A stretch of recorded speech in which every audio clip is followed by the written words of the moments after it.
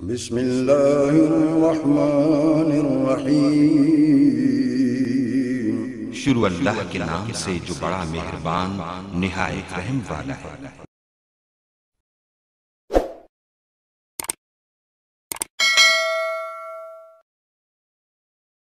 صحابہ میں ایک نام ایسا ہے جن کو کبھی زندگی میں کوئی شکست نہیں ہوئی، اور وہ نام ہے حضرت خالد بن ولید کا۔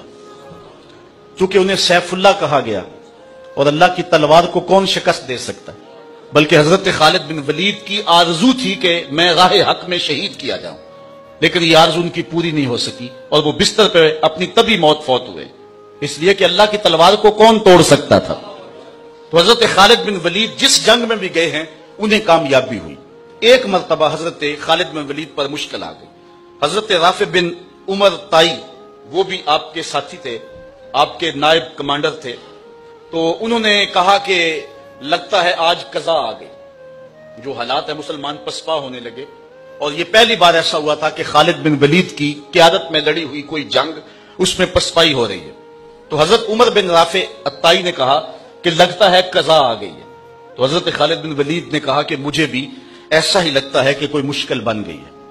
ادھر یہ پسپا ہو رہے ہیں، ادھر حضرت ابو عبیدہ کو حضور مدینے میں خواب میں ملے اور کہا تم یہاں بیٹھے ہوئے ہو، اللہ کے شیر پہ مشکل بنی ہوئی ہے۔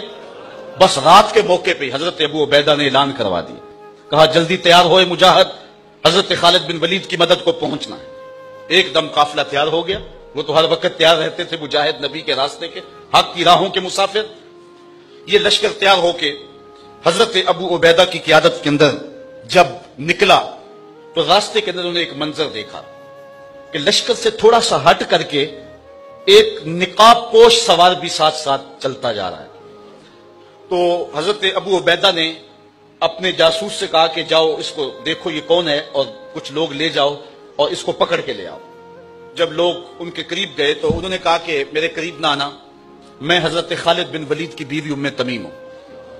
تو کہا کہ تم رات کے موقع پہ لشکر کے ساتھ اس مشکل حالت میں کیوں جا رہی ہو؟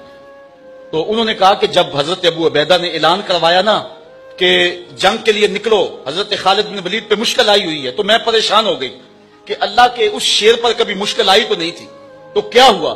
تو میں نے جب غور کیا تو ان کی ٹوپی گھر رہ گئی ہے جس میں حضور کے بوئے مبارک سیے ہوئے ہیں، اور جب بھی وہ جنگ پہ جاتے ہیں تو وہ ٹوپی نہیں بھولتے۔ تو آج وہ میں نے غور کیا کہ ان پہ مشکل کیوں آئی ہے، تو میں نے غور کیا تو ٹوپی گھر پڑی ہوئی ہے، میں ان کو ان کی امانت دینے جا رہی ہوں۔ یہ لشکر جب پہنچا ادھر حضرت خالد بن ولید نے جبیلہ بن اہم کے مقابلے کے اندر محاذ کو سنبھالا ہوا تھا کہ اچانک دو تین سوار آگے بڑھے اور جدھر وہ جاتے ہیں دشمن کو دھکیلتے چلے جاتے ہیں۔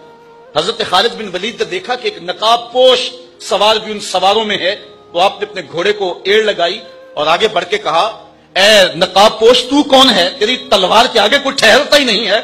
تو اس نے تھوڑا سا پردہ سرکایا، کہا مجھے پہچانتے نہیں، آنا زوجتو کا ام تمیم، میں تمہاری بیوی ام تمیم ہوں، اور تم حضور کے بالوں والی ٹوپی بھول آئے تھے تو میں دینے آئی ہوں۔